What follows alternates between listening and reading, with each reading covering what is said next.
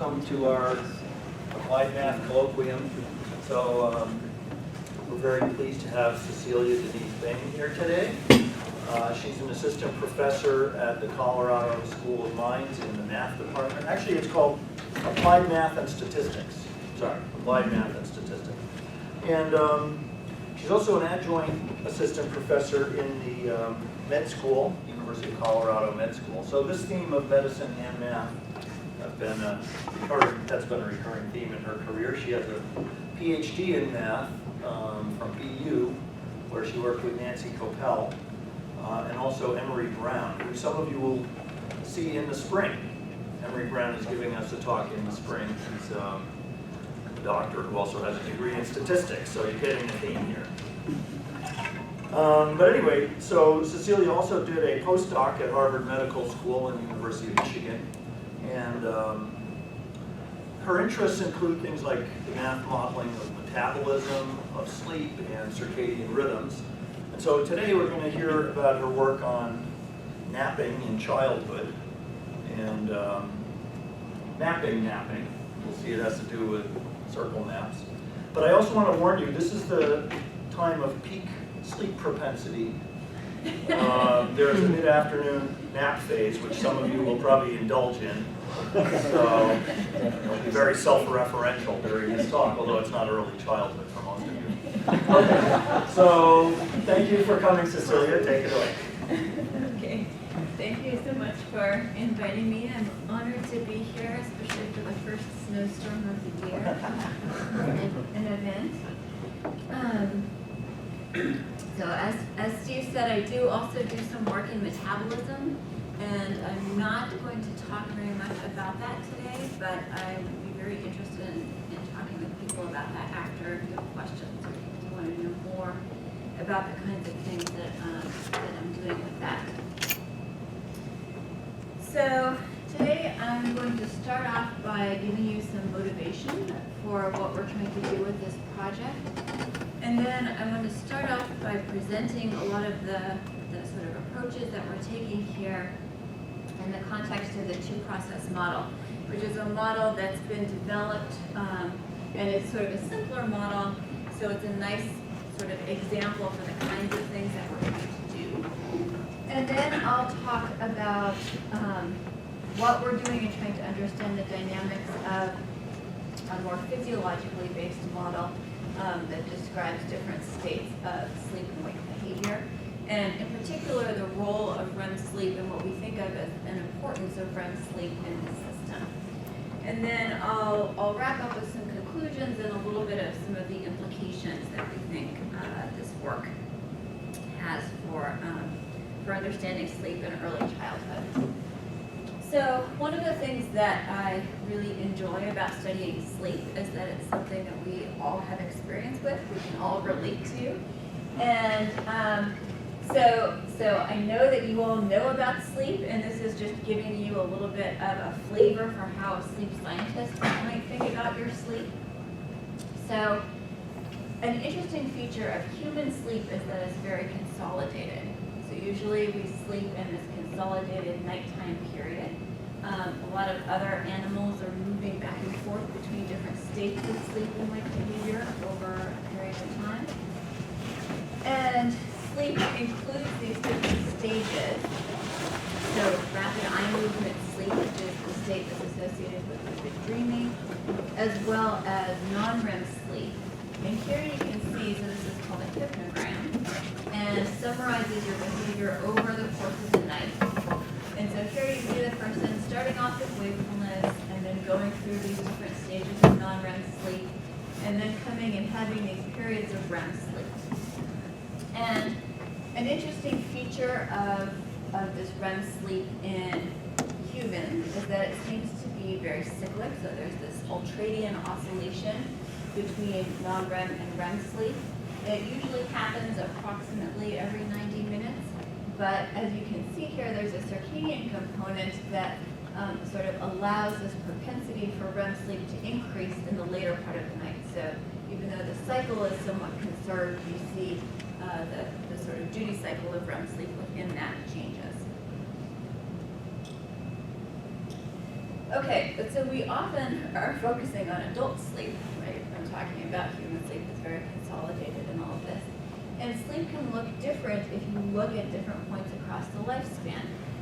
So here, looking over a 24-hour period with the sleep periods shown in white, you can see that newborn sleep is very fragmented, very polyphasic, and really there's not a clear pattern in newborn sleep, a clear circadian pattern.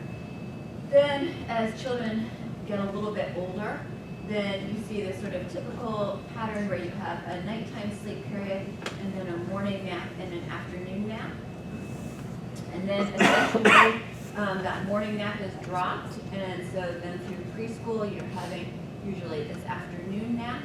And then usually sometime before children start school, around that time, sometimes it's ready or not because you're going to kindergarten, they drop that nap, and then have all of their sleep happening in this nighttime period.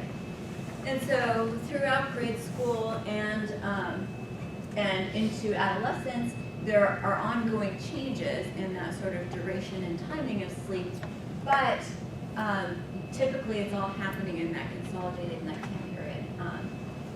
And so what we're really going to be interested in is this biphasic sleep and the transition where we go from 2 sleep periods a day to 1 sleep period a day, which again is not happening in 10, but that's sort of representative there. So the goal of this project that I want to tell you about today is using mathematical modeling and analysis to investigate these dynamics during this transition and try to use that to get insight into physiology during development. So I've been working in sleep and circadian rhythms for a long time and doing lots of different kinds of things with that. But I thought it would be fun to tell you about some of this because this is more recent work and I think really interesting from the dynamics perspective and thinking about what's going on with this system. So as I mentioned, I want to start off by telling you about the 2-process model.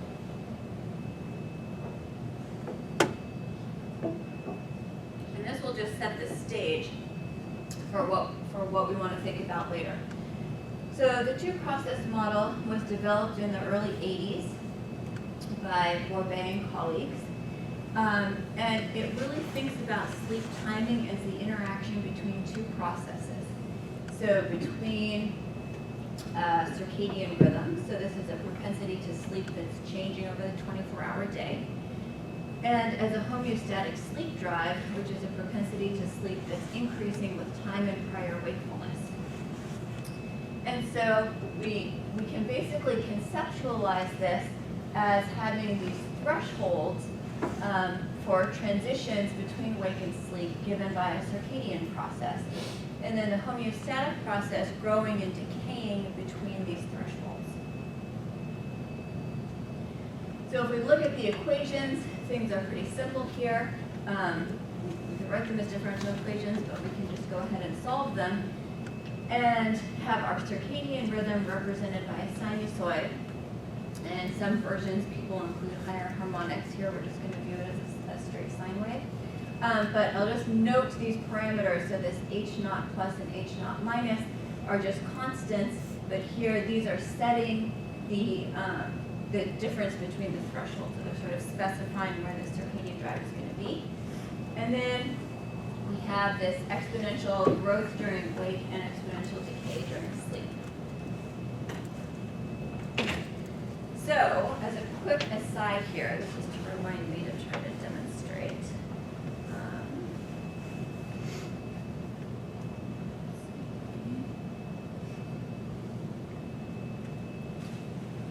So, because this model is so simple,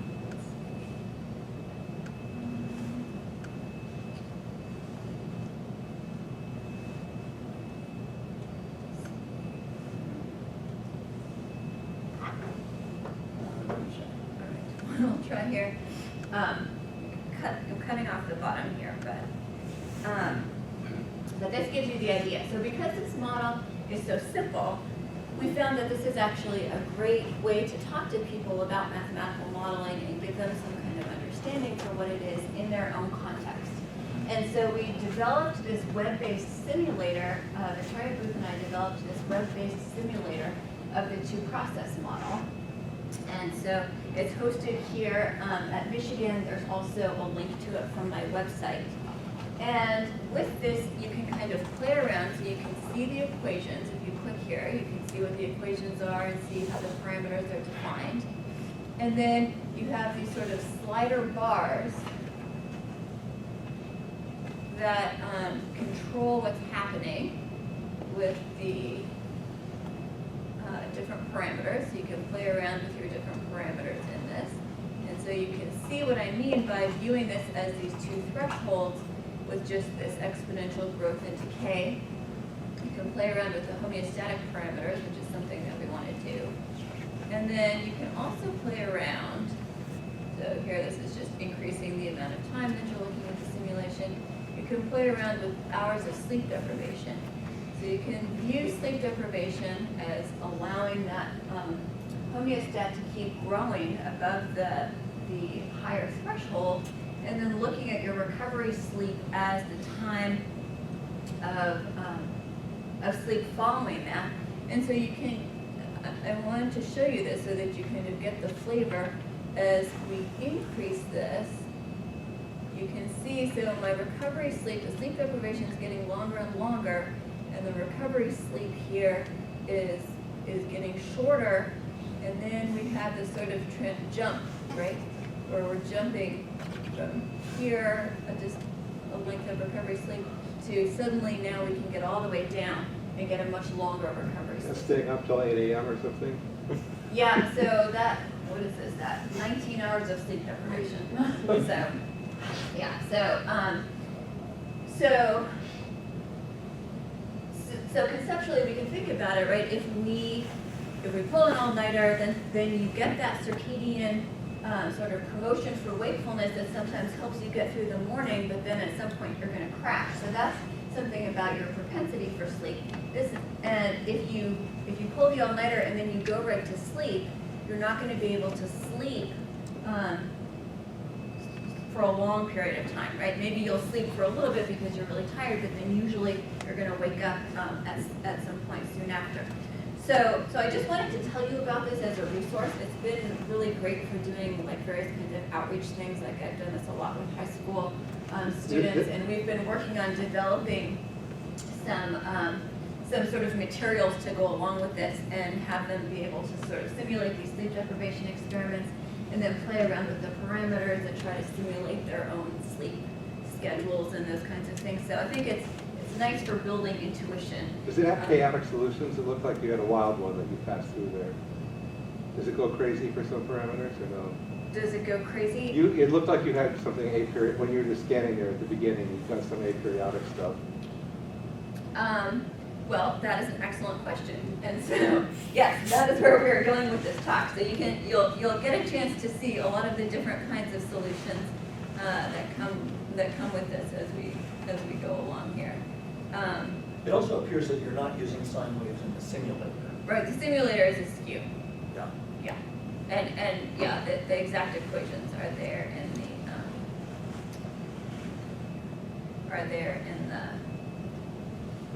code or on the page, so you can see exactly what it is. So okay, so kind of getting to this idea of what are the different kinds of behavior that you can see here. One thing that you notice is that as you change the distance between those thresholds, things are going to change. Also, if you change the amplitude of the circadian rhythm, as we're showing in this bottom panel here, then you're going to get slightly different behavior. And here, so H naught minus was that constant that was determining where that lower threshold was. And so here, Bailey and colleagues did a close analysis to sort of see, as they varied this H naught minus parameter, what kind of behavior came out here. So these are the parameter values, and this is over 2 days, so time in days. And so here, this is sort of what we usually think about as our one sleep period a day. And then you can see lots of other sort of interesting stuff going on, but then like over here, you can see 2 sleep periods a day. And the timing and everything else of this is not necessarily what you would think of for childhood sleep, but the overall structure, the sort of ability to have those 2 sleep periods a day is. And an interesting thing, you know, when people talk about human consolidated sleep, one of the sort of keys for that is that our circadian drive is ramping up over the course of the day and sort of allowing us to keep sustaining that wakefulness even when we've been awake for a long period of time. So that makes the idea of an afternoon nap a little bit strange. It's almost like you're sleeping right when your circadian propensity for waking is really high. So it's been sort of a challenge to think about how do you implement that in a model where you're basically going against what that circadian signal is telling you to do.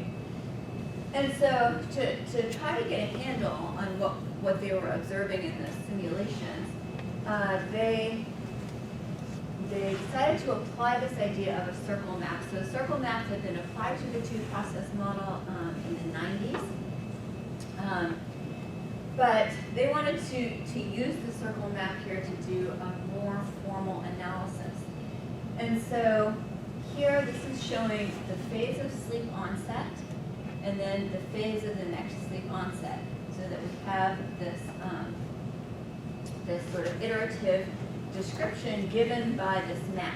And for the 2-process model, things are very straightforward. So you can actually compute this analytically and then look at how the different behavior of the map changes in different parameter regimes. So one feature of the map that I wanted to mention here is this idea that that there's a stable fixed point, right? So think about your analysis of these types of systems, right? We have the map, we have this y equals x line, and so this intersection point is the fixed point, right? And we look at the slope there, and the slope is less than 1, so we have stability. And we could imagine something like cobwebbing here, right, where we go to the map, and then the y equals x line, and we cobweb right into that stable point.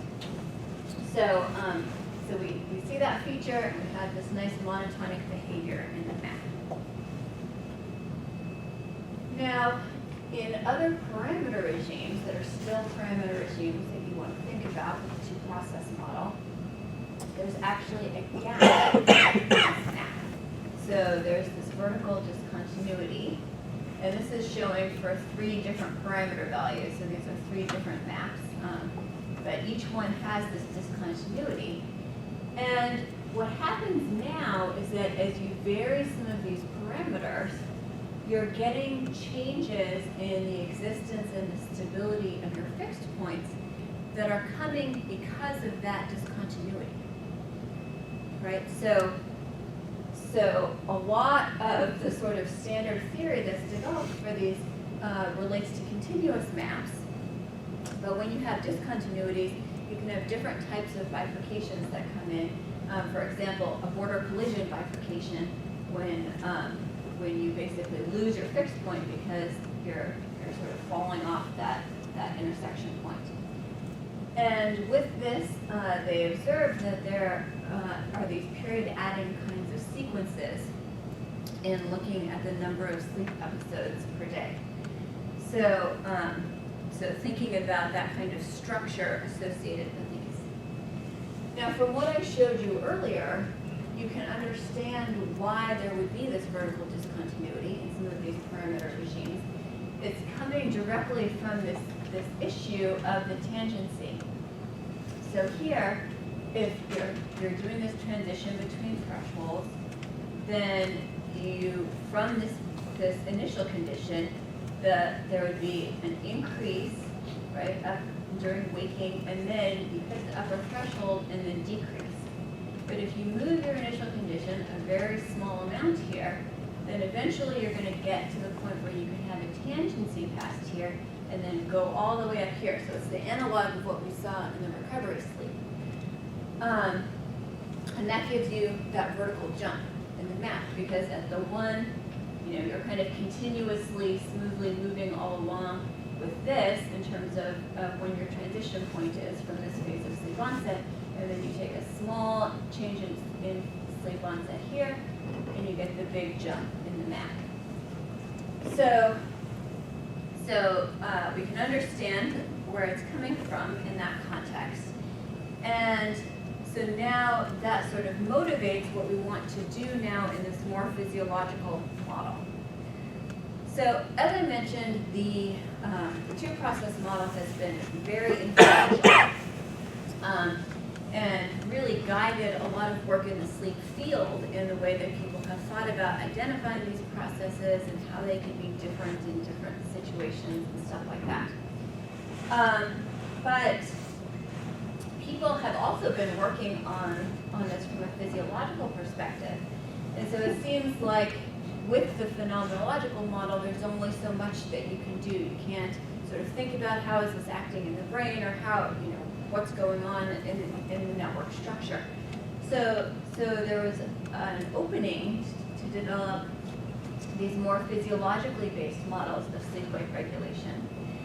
I'm going to try not to go into a lot of the details of the neuroscience here, just because I think it's easy to just get overwhelmed with terminology and acronyms and stuff like that.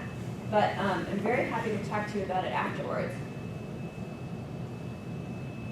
But just to give you some of the general ideas, this was from a recent review paper that was highlighting various wake-promoting populations in the brain.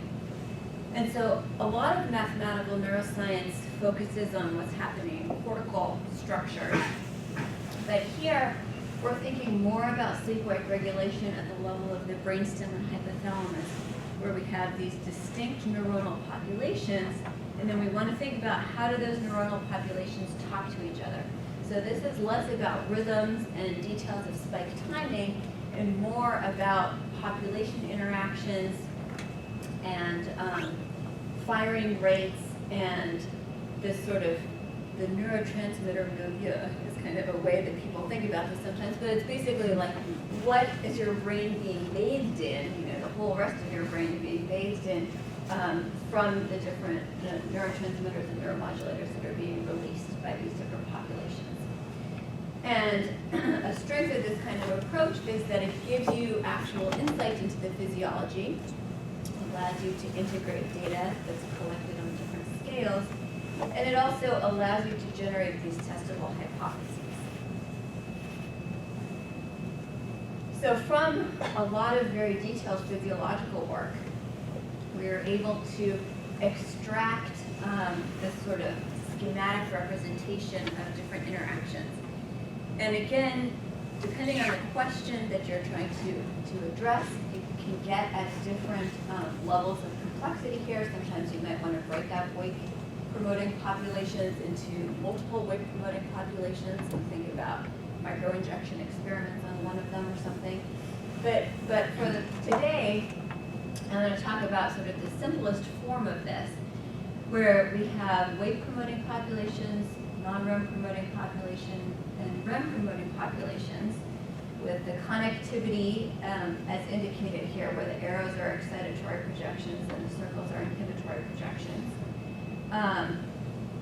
This mutual inhibition between these wake and sleep promoting populations has gotten a lot of publicity as this idea of a sleep-wake flip-flop switch, right? And it sort of is a kind of interaction that's actually responsible for giving us these kind of fast transitions, right? It's like you're lying there waiting to go to sleep and then you're asleep, right? This fast transition. You're not kind of slowly going through the sort of in-between state. Sleep inertia is sort of a different thing, but even there, right, you might feel kind of groggy, but you're clearly awake. There's not a question of what state you're in at that time. Circadian modulation is coming into the system through this suprachiasmatic nucleus. So this is the part of the brain that's viewed as the master circadian pacemaker. And we have a circadian component that comes into that gives it a 24-hour variation. And then the homeostatic modulation comes into the system here. So in terms of the physiological substrates for these things, the circadian pacemaker is very clear. There are lots of complexity in that system with peripheral oscillators and other things involved, but we know that there's a clear circadian signal coming from the SCN. With the homeostatic sleep drive, there are probably a lot of different things involved physiologically that are contributing to that. But one of those things is thought to be adenosine. So this is a substance that makes you sleepy. If we drink caffeine, that's an adenosine antagonist, right? So it blocks that action, and then that's where the wake-promoting action of caffeine comes from. And so that's the mechanism that we're thinking of for the homeostatic modulation in this model. So to go to the equations here, we have firing rate equations for each population. So here, if you can kind of parse through this, there's basically a steady state function that my firing rate is being pushed to according to some time constant. This is just this hyperbolic tangent, so we just have this saturating behavior. And the way to think about this, so this is sort of well-known stuff for firing rate models, but it's with enough excitation, whatever that excitation is, determined by these parameters, you can get your population to fire at its maximum firing rate, and with enough inhibition, you can silence the population. In some versions of the model, we also talk about dynamics on the neurotransmitter concentrations, where the coupling is coming here with these variables C. That becomes very important when you're thinking about noise in the model and actually getting something that looks realistic. But here we're trying to kind of keep everything as simple as possible so we can reduce all of our dimensions by just setting those equal to their steady state. And so we just have those, again, as saturating functions of firing rate from the presynaptic population. So that's the quick introduction to the model. Well, I'm going to keep going with it, but as I go through, we're talking about two different parameter regimes here. And I'm going to be focusing on the three-state model where we think about wake, non-REM sleep, and REM sleep. But we also have looked at this in a parameter regime where we basically just silence the REM population so that it reduces to just a two-state model. And maybe I'll say a few words about that at the end. Okay, so in terms of the circadian component here, as I mentioned, we wanted this 24-hour variation in firing rate for the SCN population. And so that happens by including this circadian pacemaker model that is a Vanderpool type model that was developed by Cornell and colleagues. This is the 499 version of this. There are several different versions. And this is giving you this nice oscillation. Through this B of T term, you can input light information to the model, so you have some kind of light-dark cycle. There's been a lot of really interesting work recently, and we talked about this a little bit at lunch too, with the role of self-selected light schedules on your clock and on your behavior and various things. Here, we're doing everything very simple, so we're just giving it a straight 14-10 light-dark cycle, so that's 14 hours of light, 10 hours of dark, probably like early summer. I'm not sure, but so somewhere in that sort of range as an environmental light cycle, and then thinking about everything being very entrained. Okay, so this isn't just a straight sinusoid, but we're essentially keeping it just as this periodic forcing in the system. What's that number with all those digits? It's a parameter that's fit to data, and yeah, it's, goodness, I don't remember now the exact role of how they describe this, but it is funny. It draws attention on reviews. People are like, what's going on with all of these digits? Yeah, but you know, I don't know. This is sort of the version of the model. So this is just a straight implementation of the published version of the model. All right, and then the homeostatic sleep drive, same deal where we're just doing exponential growth during wakefulness. So here my capital H's are just heaviside functions. I have a thresholding of theta W, and when FW is greater than that, then I have growth, and when FW is less than that, then I have decay. And then here, the way that it's acting in the system, based on this idea of how adenosine is acting in the system, is basically by making this half-max activation of the steady state function for the non-REM sleep promoting population to depend on that. So translating that back to the biology, that's basically saying the sort of ability of that non-REM sleep promoting population to turn on is going to increase, its ability to increase, to turn on is going to increase the longer you've been awake. Okay, so that's sort of the way to think about that. So when we put this all together and simulate the equations, we get something like this. So this describes the firing rate of each of the populations.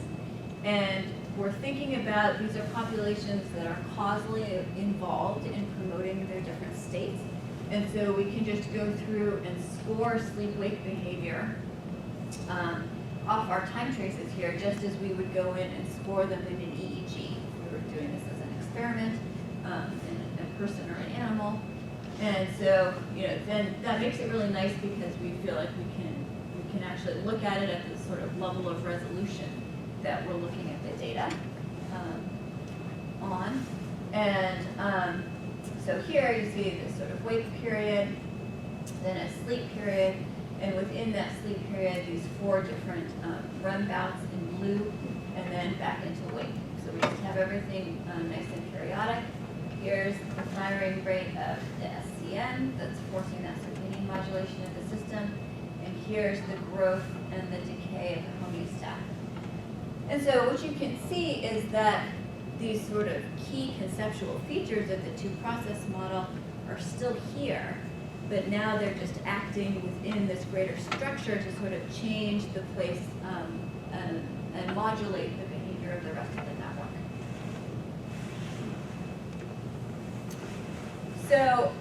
So we've done some work in trying to analyze the general dynamics of this system.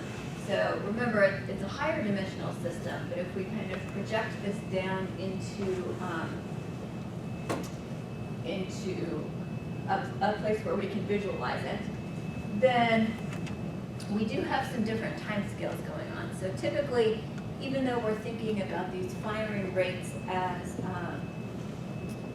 firing rates of the population, so it's not like millisecond firing rates of neurons, they're still much faster compared to the homeostat and to the circadian variables. And so if we just take the circadian variable to be fixed, then we can compute this sort of manifold with respect to our H variable.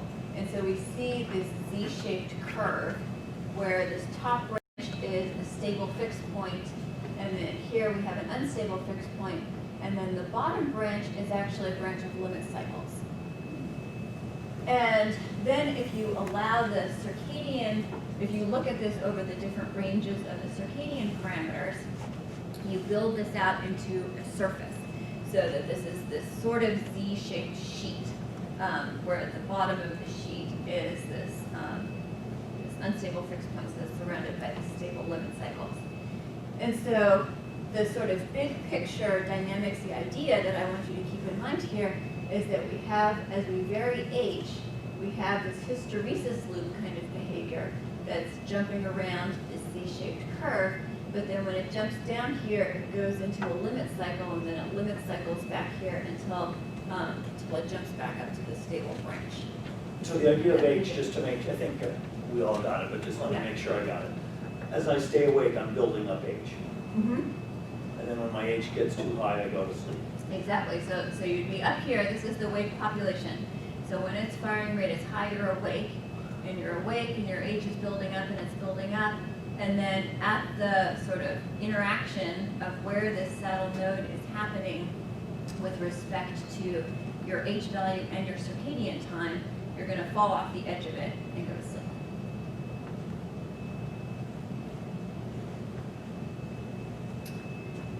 Okay, so now we're interested in how these time scales could be involved in this transition to kind of get back to the napping question, right? And so we in our model, these time constants are fit to experimental data from adults. So those parameters are constrained in that way. We don't know what they should be for children, so this is sort of an open question, but it makes sense from what we know about animals with polyphasic sleep that there could be a change in the homeostatic time constant, and that's the main thing that's driving the change in the sleep patterning. And so we looked at, for this sort of initial analysis, uniformly scaling these time constants so that we have these transitions, the increase and the decrease in age happening more quickly. Meaning that the kid builds up sleep drive faster. Right. I get So it's sleepier like faster, instead so I of being able fall to stay asleep. awake the whole day, I can only stay awake until 2 o'clock and then I Yeah, can nap. okay. Exactly. And then also, but I dissipate that. I sleep it off faster. Well, so that's probably not true. But that's what you just said, right? Did you say you Well, reduce I both said- time constants? I said we're scaling both, right? In our first pass at analyzing this. So it probably isn't true that they're both scaled uniformly. And we're trying to get at the way that they actually are scaled. But for now, we kept it that way so that we could compare to the analysis in the two-process model where they have one time constant that does both. And also so that we can, the changes that we're seeing in terms of the patterning are not changes in terms of the sleep need. Because with the kinds of behavior that you see in early childhood, not only are they having 2 sleep periods a day, but they're having a lot more sleep during those periods. So we're kind of jumping away from reality here with that assumption, but partially we don't know what reality is in that quite yet. So that's definitely something that we want to think about more.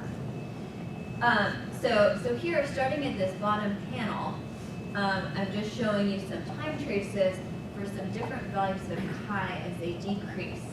And so here, you can see here there's still 1 sleep period a day. I forgot I was going to change this axis. So this is minutes, but this is, you can see the sort of 24-hour periodicity here that's marking the days. So we have 1 sleep period a day. And then we have some sort of alternation going on. And then by the time we get up here, we have 2 sleep periods a day that are happening. One that's happening when the circadian drive is high, so this would be like our nap, and this would be our nighttime sleep. And as these chi's are changing, we're having changes in those numbers of sleep periods a day. We're also having changes in the number of REM bouts per episode. So you can see even here where we have 1 sleep period a day, initially we always have 4 REM bouts, right? But now you can see there are 4, or there are 5, and 4 again. So the number of REM bouts is also changing. So we developed this that we affectionately refer to as the blue stripe diagram to try to summarize what's happening as we vary this parameter. So here's my scaling parameter again, and when it's equal to 1, that's my usual adult case. And so I'm looking at sleep in blue here over 4 days. And so here I have the 1 sleep period a day. Down here, you can see I have 2 sleep periods a day happening really regularly. And you can pick out a few other patterns. So if you keep going, you can see 3 sleep cycles a day. If you keep going, you can pick out some of these patterns like a transition between 1 and 2, where you might see like 1 and 2 alternating.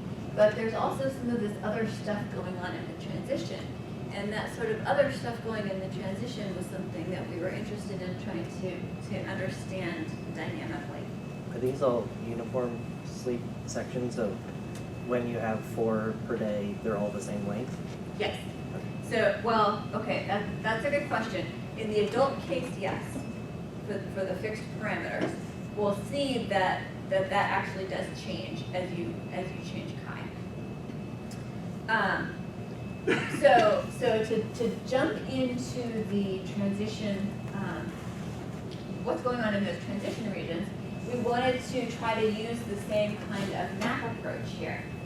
So this is showing you the map for our model, where we're looking at the initial phase of sleep onset and then the predicted phase of sleep onset. These green lines here are just showing you the circadian rhythm as a reference point for when those phases are happening. And this is double plotted just so that you can still see on the subsequent days what that's predicting for the next phase. Now, a couple things to observe about this. So the first one is, this is numerically computed, right? So this is not a model that we can analytically write down what these maps should be. This is something that we have to numerically compute. And that's not as easy as it sounds. So in case you were thinking that it would be a walk in the park, it's more involved. If you're interested in the algorithm that we developed to do that, you can read all about it in this paper.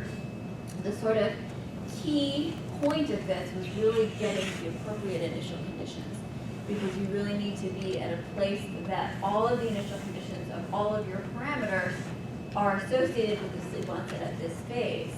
And then what does that mean for what the next sleep onset and the next phase is, right? Otherwise, you're not going to get something that is repeatable if you have some of your variables different, because it is this higher dimensional case. So, but we overcame those challenges. We're able to compute this numerical map, and then observed that there are several things about this map that make it very different from the kind of map that you see with the two-process model. So one is that you lose your monotonicity. So you have these kind of curving behaviors in these things, that these are actually these kind of cuspy points. And it actually is kind of a big deal to lose monotonicity in that.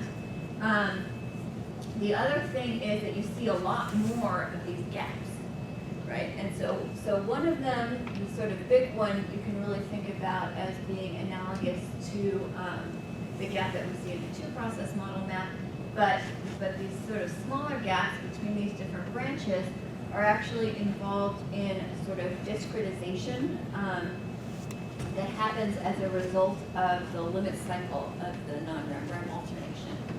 And an interesting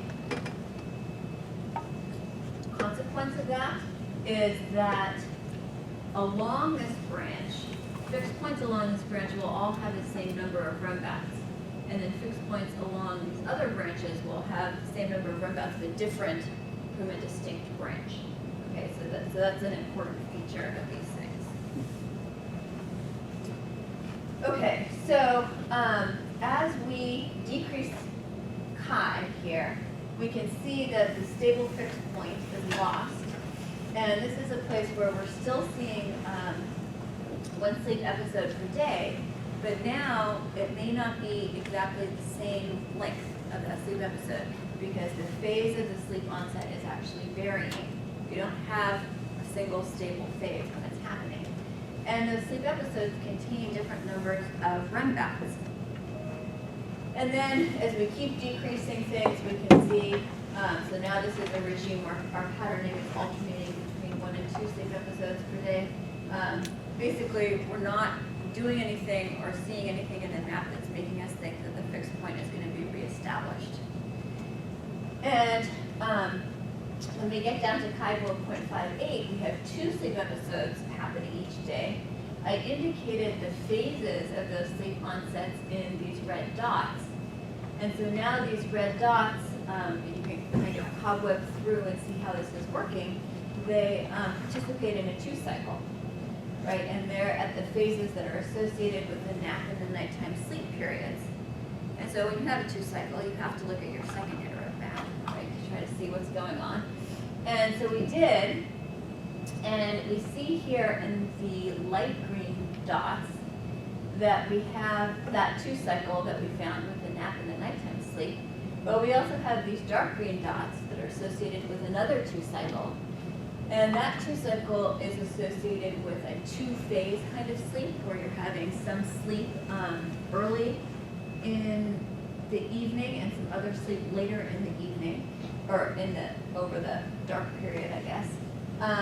That's not something that we normally think about as a usual sleep pattern, but it's kind of interesting because there is some historical evidence when people were much more tied to environmental light cycles and had really long dark periods, that they would have maybe this kind of 2-phase nighttime sleep. And sometimes you see sleep cycles like this induced under unusual photoperiods otherwise. So that was kind of an interesting feature that we found with this. And then we have all of these unstable fixed points of the second quaternary map in here as well. And this is just showing you the time trace of the nap and the nighttime sleep. So we can represent what's happening in our sleep episodes here with these symbolic sequences, where each element of the sequence is representing the number of sleeps per day. And so, our regular adult pattern would be 1, 1, 1, 1, 1. Our regular napping pattern would be 2, 2, 2, 2, 2. And then we can think about variable numbers of 1s and 2s as we're kind of going through that transition in terms of these sequences.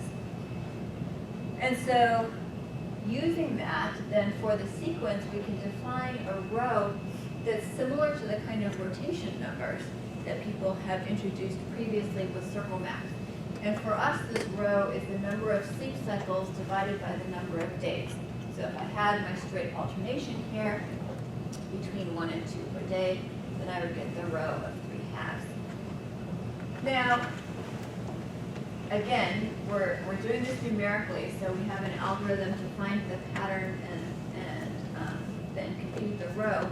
Sometimes we weren't able to find a regular pattern within, we're doing these like simulations for over 100 days of behavior or something, but we weren't able to detect it.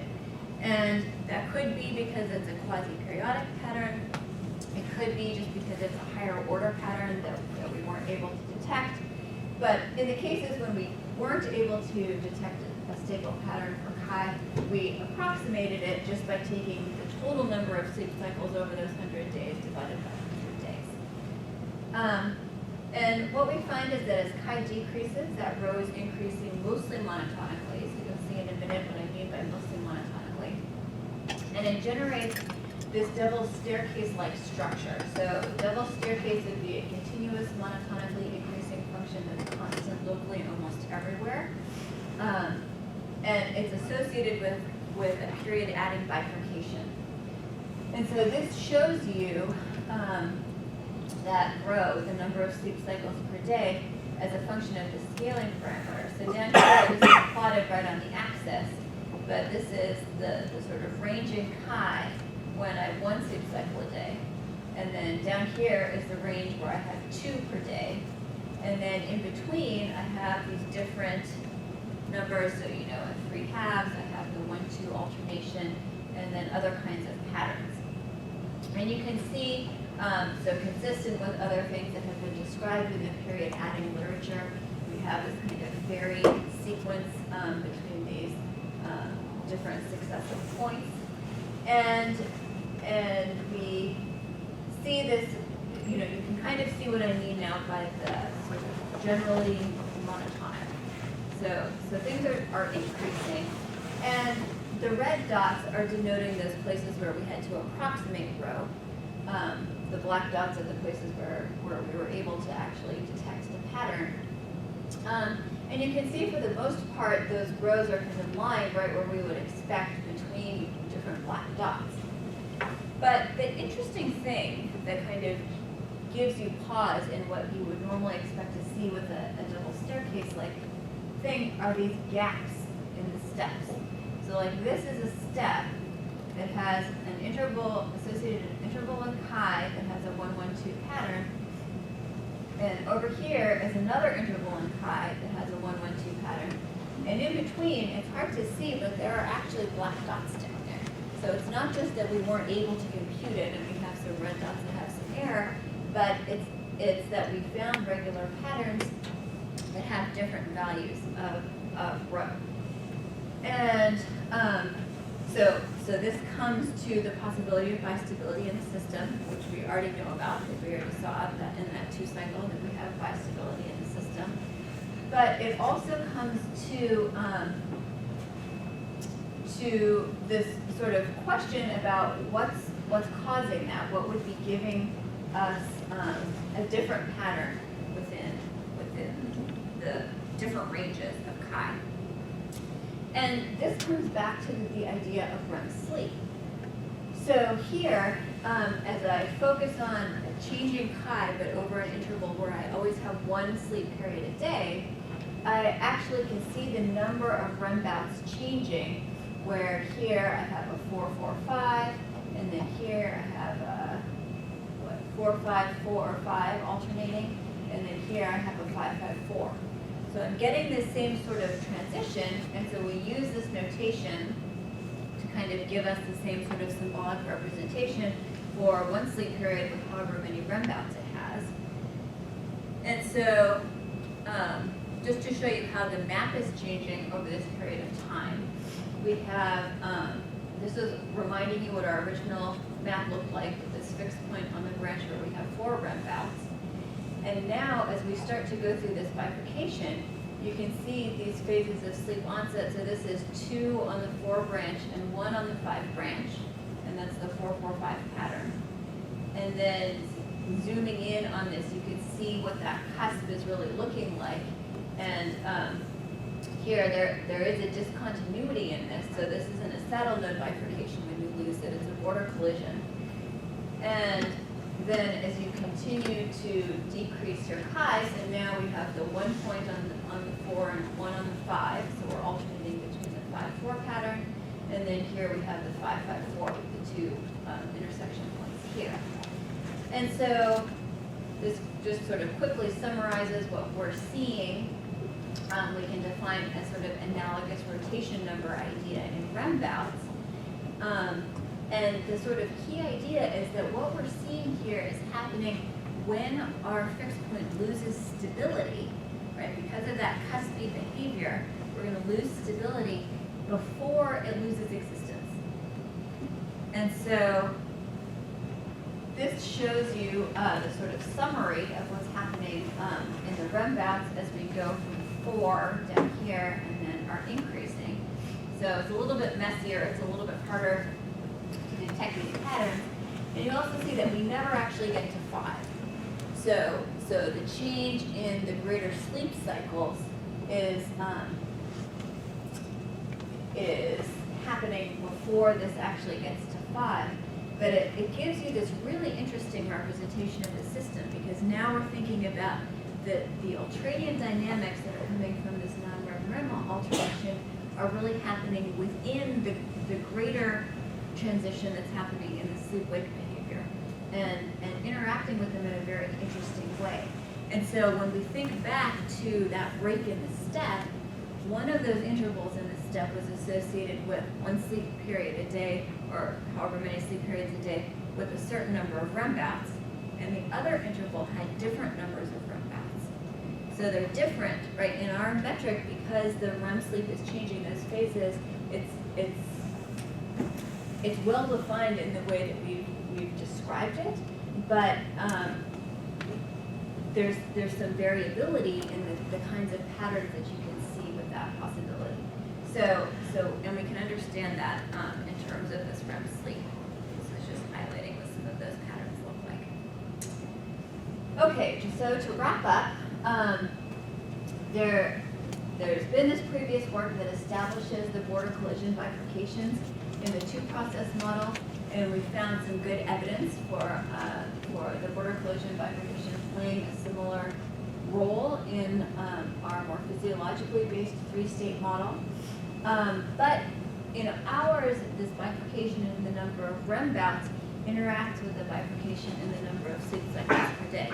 And the fact that we have this cusp with this sort of infinite derivative behavior is an interesting feature of the map that, I think as we're trying to learn more about what kinds of features of the maps are associated with what kinds of bifurcations is going to be something that's relevant. So this suggests that REM sleep should really be considered when analyzing sleep-wake dynamics, especially when you're looking at it during transition periods, because it's playing this role in affecting what's actually happening. And sort of as a real-world application of this, I said we're stepping away from reality a little bit, but the existence of all of these higher-order patterns, I think, suggests that there could be times as the physiology is changing in early childhood when the physiology is really going for a higher-order pattern of behavior. And I think that's an important message to get out there, because there's a lot of discussion about sleep in children, and a lot of it focuses on this idea of a regular schedule. And as adults, we also know that good sleep hygiene means having a regular schedule. And so, from the perspective of caregivers, there's always this idea of trying to get the schedule, and a lot of times it works really great for infants, right? Once we can get them onto a schedule, then everybody's like, okay, keep them on the schedule. Sorry, we can't do this, it's at the wrong time of the napping schedule. But then what this is suggesting is that kind of regular, rigid schedule might not be working with the physiology as well, right? So there might be times that, when they're in the process of dropping a nap, if they drop the nap one day, but then, they didn't nap, so then they go to bed early, and then as you start to think about that in terms of the phases, right, you can see how you're getting kind of perturbed away from even whatever that higher order pattern is. So it's an important thing to keep in mind, and I think an important thing for thinking about, especially in childcare environments where a lot of this stuff is sort of regulated. I mean, a lot of times if the child is at home, then usually the caregiver is very in tune with what that individual child needs, and will put them down for a nap or not, depending on what they need. But in childcare settings, sometimes there's this is nap time, you have to lie on your mat, sleep right now, and that might be something that's challenging and leads to some of these, a lot of times, children who are relatively good sleepers as infants, during this period of dropping a nap, there are a lot of challenges that come in with their sleep, and sometimes those have longer-term effects because it builds up sort of tensions and negative things associated with bedtime and nighttime settling. So kind of keeping that in mind as a possibility. But of course, in order to do that, we need things to be more realistic. So that's our number one goal here, in thinking about how they're actually changing in early childhood,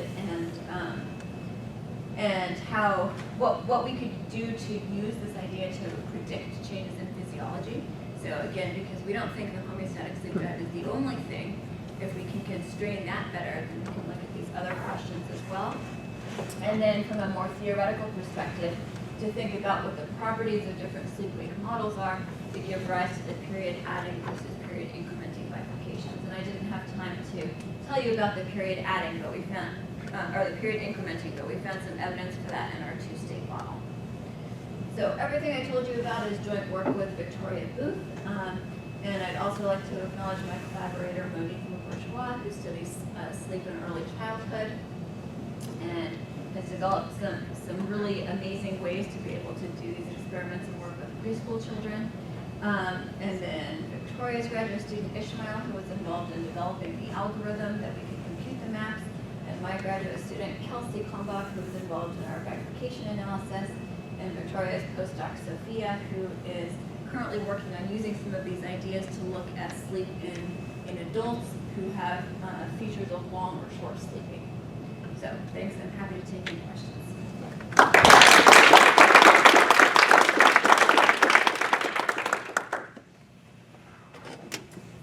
So in the work that I've done on slow-fast systems, intermediate between the full model and the analog of your circle maps. Think of this term maps. There's a flow and there's a slow manifold, and a flow and a slow manifold. They're folds and all sorts of stuff. But to what extent have you investigated the presence of slow manifolds and the dynamics on those in continuous time in order to give more insight to what you're seeing in the circle maps? So it's a great question. I think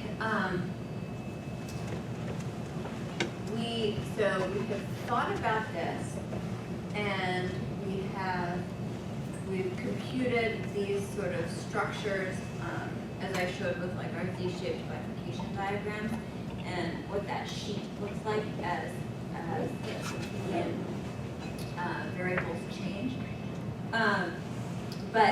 But sort of as we were talking about a little bit earlier, one of the challenges that comes up with this, and one of the things that actually makes this very interesting, is that the time scales associated with the circadian and the homeostatic sleep drive are not well separated. And so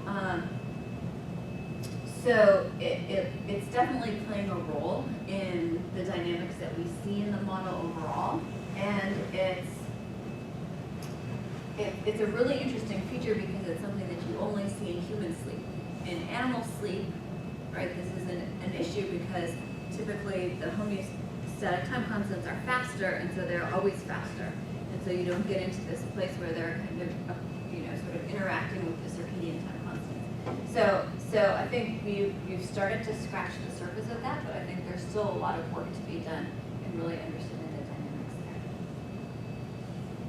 Yes? Seems to be that real sleep is much more noisy. You have, the thunderstorm at 3 a.m. My teenage son came in at 12:30. My alarm went off and one here didn't. Just all kinds of perturbations. And even the day-light cycle, there's no 100 days where you have 10 hours of dark and 14 hours of light. Maybe artificial light would vary.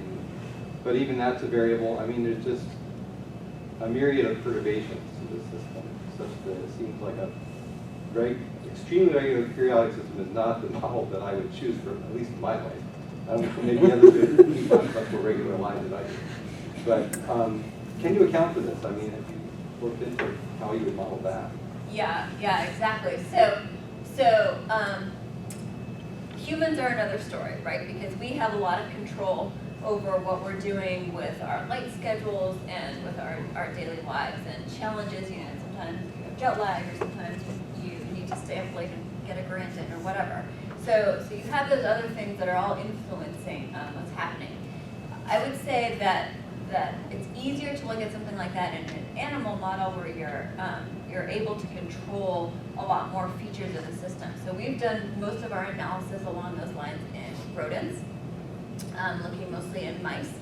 And so again, when you work with mice and you have them all back-crossed and litter mates and all of this, you can get a lot of nice reproducibility over your individuals and look at the variability that you see. And it's interesting because these are animals that, especially in sort of a boring laboratory environment where they have free access to food and everything, they don't have a lot of drive to consolidate their sleep.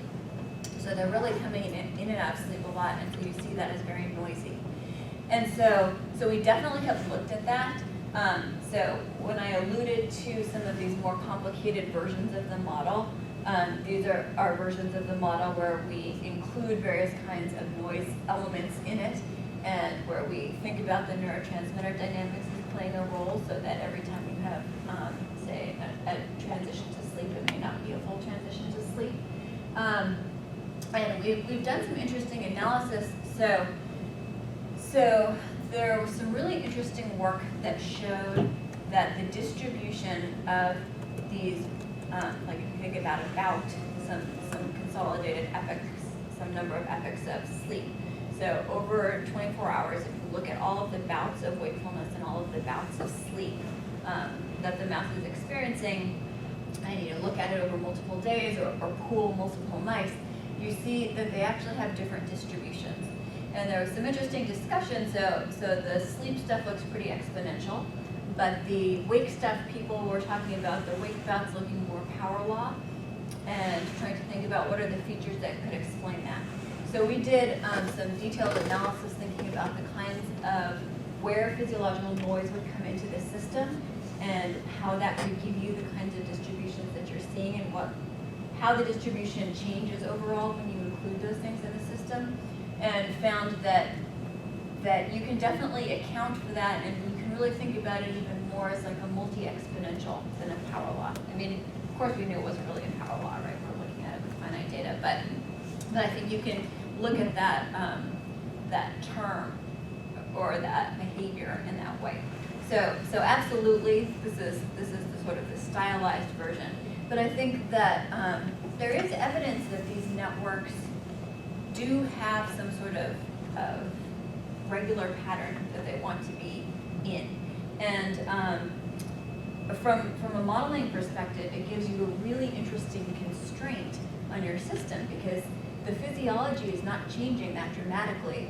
You could change maybe the relative strength of your circadian drive over development or other things, but you're not getting like whole populations of neurons coming on and off. So you have that kind of conservation, and you can really exploit that to be able to think about then what that underlying structure might look like. Yes? Have you explored extreme cases like insomnia and narcolepsy, and more importantly, how long you might need to keep someone awake with insomnia in order to sort of kick them back onto a more normal circadian rhythm, or vice versa for narcolepsy, or is that even an area? Yeah, that's a great question. So I haven't worked on insomnia at all, but I know there are interesting questions with that of getting them back onto a rhythm, and there are also sort of interesting questions about what is actually happening in the brain sometimes with insomnia.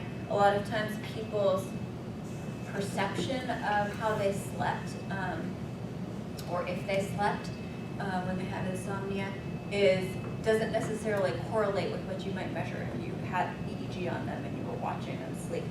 And so there could be some kinds of dissociations or other things that could be happening with some kinds of insomnia. So that isn't something that we've looked at.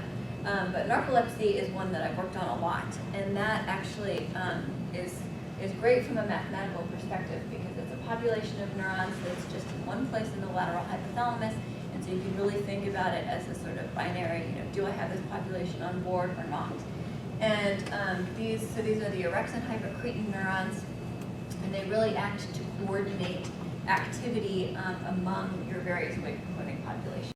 And so when you lose them, then you can have these sort of mismatch of states. So we were talking about this a little bit at lunch, where you can have a state of cataplexy where you're awake and conscious of what's happening around you, but you have a loss of postural muscle tone that would be more associated with what happens during REM sleep. And so those kinds of pathological states can happen when you don't have all of your populations of neurons working together the way that they should to keep you clearly in one state or the other. The other really interesting thing about narcolepsy is that we usually think about it as these sort of sleep attacks because that's the most dramatic aspect of it.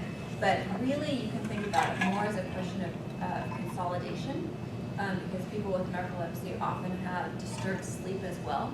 So their overall 24-hour amount of sleep is not that high.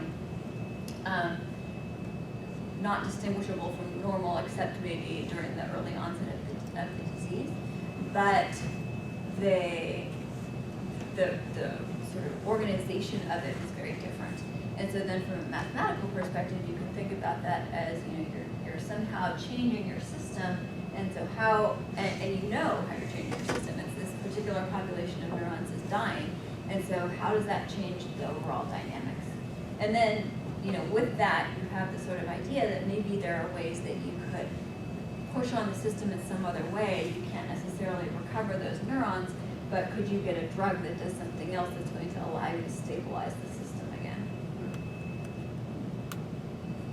So in the case of, say, the narcoleptic dogs that were studied, Were they like a naturally occurring mutation, or I'm just wondering, is that how we know that those particular orexin, or whatever you call them, orexin and what? Hypocretin. Hypocretin, Yeah, those so it's neurons like- are messed up or not working or dead, or?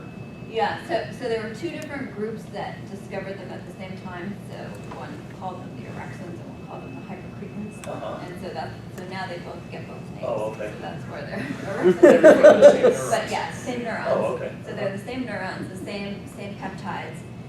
And yeah, so in the dogs, and there were some horses that were naturally had narcolepsy. It's genetic. Uh-huh. And so they were able to study them in that way, and that did help to identify this population of neurons. It's interesting because when you just look at tracers from the orexin hypocretin neurons, they really innervate all of the wake-promoting populations. So you Tracers, really, you're saying you inject them with some radioactive Yeah. stuff and then yeah, see where it and watch spreads? where it's going. Yeah. And so to sort of see that pathway of where they're projecting, you can really see that they're projecting to all the wake-promoting things. So it really, you would suspect that they're playing some important role in wakefulness, just from the anatomy. But in humans, it's very, very rare for it to be genetic. Uh-huh. So Really? there have been very So narcolepsy doesn't occasional run in families? things. Well, so, okay, I shouldn't say that, but so there's a genetic predisposition Uh-huh. that's associated with development of narcolepsy. But there are lots of studies in twins who are disordered for narcolepsy and other things. And so it's not just about the genes. And because it's not the same sort of genetic change that you see in the dogs, it's not from birth, right? So in the very few reported cases where it is genetic, then you see from birth this narcolepsy. Otherwise, people don't fully understand why it's caused, but there's some idea that it's an autoimmune related thing, and that your immune system is attacking and killing off these orexin neurons.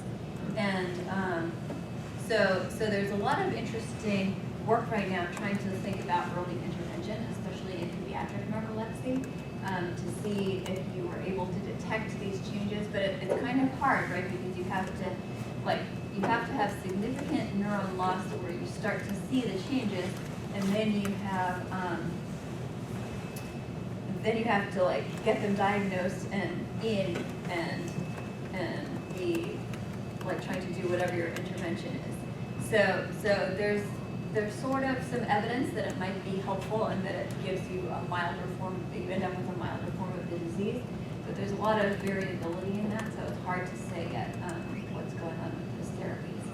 But it's a really interesting question, I think, since we don't know exactly what causes it, but we do have the idea about the orexin. It's very difficult to just make orexin and have it cross the blood-brain barrier and have it be like an orexin pill that you could take if you have narcolepsy, right? Which would be great if you could just replace that. But it has recently been an orexin antagonist that's come on the market as a sleep drug. Uh-huh. So it's a little bit limited because you have a circadian pattern in orexin expression typically, and so this would be like to help you sleep during the day. So it's like marketed to shift workers right now. But it's an interesting idea because it's really a very different mechanism of action than most sleep drugs. So, yes. Have you looked at people who say they can sleep 4 or 5 hours a night and they feel fine? Do they have the same like amount of REM cycles that are like shorter together, or are they just lying to us and they caffeine and cocaine or That's something? it. All right, so that's a good question. There are a few lucky people who, well, they sleep shorter periods of time. They do seem to need less sleep, but that population is way smaller than the population of people who think that they need less sleep. And so a lot of times when you bring people into the lab and you give them an 8-hour sleep opportunity and you take away the caffeine and you take away the devices and they're shining blue light into their eyes. If you take away those other things, then they sleep for more than 4 or 5 hours. And regularly, not just as like a one-time recovery kind of thing. Okay. So yeah, I'm not sure in the people who are true short sleepers, what the ultradian rhythm looks like. Okay. But I think there's definitely inter-individual variability, but not that much in what the duration of that cycle is. So I wouldn't expect it to be very different. It might be they just have fewer cycles. But the overall, you would think that somehow the recovery of that sleep need is happening faster. So maybe the timing of the REM could be different. Okay, so we thank our speaker again, and we have refreshments.